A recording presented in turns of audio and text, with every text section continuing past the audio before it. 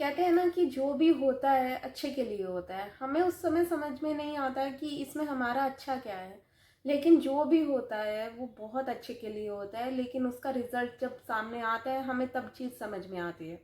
तो इसी के ऊपर एक बहुत अच्छी कहानी मैं आप सबके लिए लेकर आई हूँ। आई होप आप सबको पसंद आएगी। तो चलिए स्टार्ट करते हैं।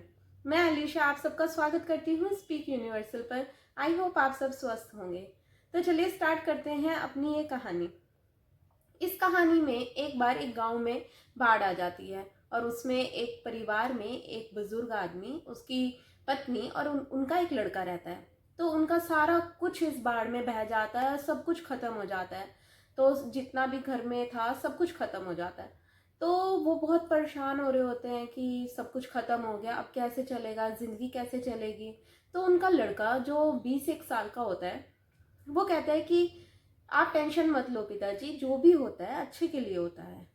तो उसके पिता को इस बात पे बहुत गुस्सा आता है। वो कहता है इसमें अच्छा क्या है, सब कुछ तो बह गया, सब कुछ खत्म हो गया, घर में ना खाने को कुछ है, घर भी सब बिल्कुल टूट गया।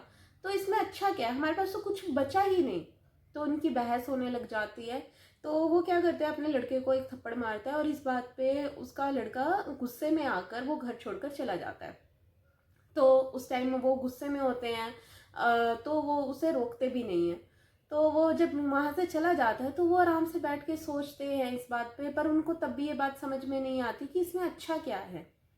तो उनकी बीवी भी उन्हें समझाती है कि आप उसे रोक लो, पर वो नहीं रोकते, गुस्से में होते हैं उस टाइम। तो वो क्या होता है कि एक दिन जैसे ही सब थम जाता है, बाढ़ का पानी भी निकल जाता है, सब कुछ एक नॉर्मल हो जाता है, तो वो किसान दोबारा से अपनी स्टार्टिंग करता है अपनी लाइफ की। एक घर बनाता है, ऐसे ही पत्तों वगैरह से एक झोपड़ी सी बनाता है रहने के लिए। और दोबारा से किसान खेती करते हैं और काम ढूंढते हैं। तो उन्हें वहाँ पर कोई ऐसा काम भी नहीं मिलता, गुजारे के लिए ठीक है, एक टाइम की रोटी उन्हें नसीब हो जाती है। तो उनकी बीवी उन्हें कहती है कि आप टेंशन मत लो, मैं भी देखती हूँ एक दो घर में कहीं मुझे काम मिल जाए, मैं भी आपकी हेल्प करूंगी। तो उनकी वाइफ भी एक दो घर में बर्तन वगैरह मांजने का काम करती है।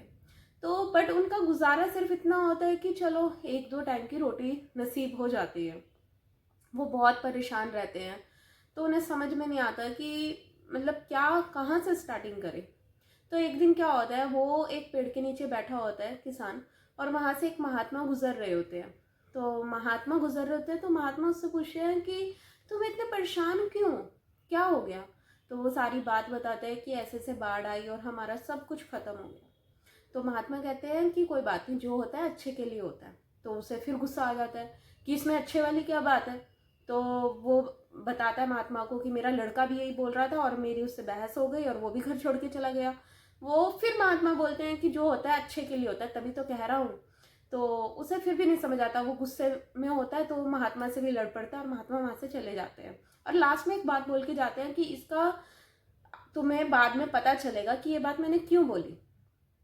तो एक दिन क्या होता है कि किसान सोचता है कि इस गांव में तो उसका कोई गुजारा है ही नहीं, ना कोई काम है ना कुछ है, तो हमें शहर चले जाना चाहिए। तो वो काम की तलाश में शहर चले जाते हैं, दोनों के दोनों हस्बैंड वाइफ। और वहां जाकर एक वो बहुत बड़ा घर होता है।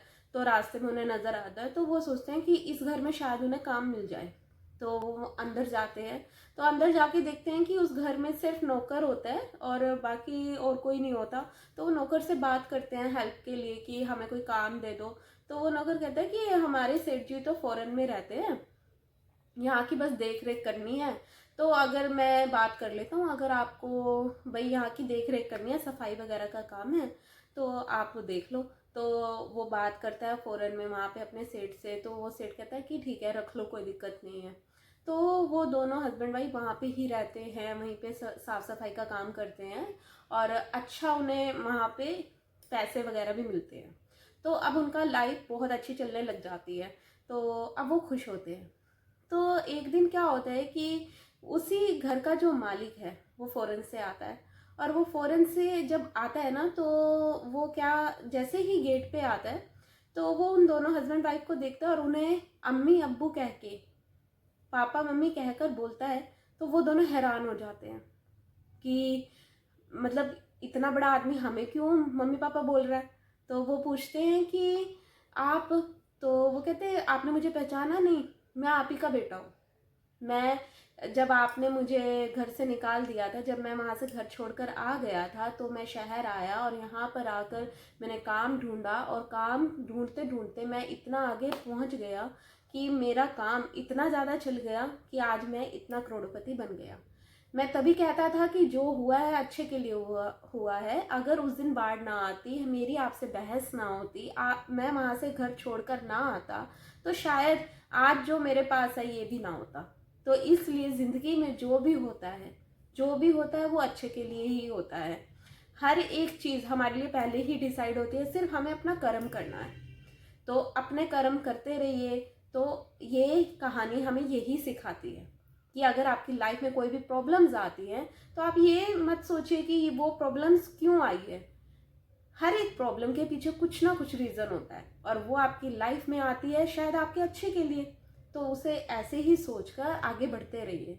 इसलिए कहते हैं कि ज़िंदगी में जो भी होता है अच्छे के लिए होता है। आई होप आप सबको ये कहानी पसंद आई होगी। तो प्लीज़ लाइक सब्सक्राइब ज़रूर करें, ताकि ऐसी ही और बहुत कहानियाँ मैं आप सबके लिए लेकर आती रहूँ।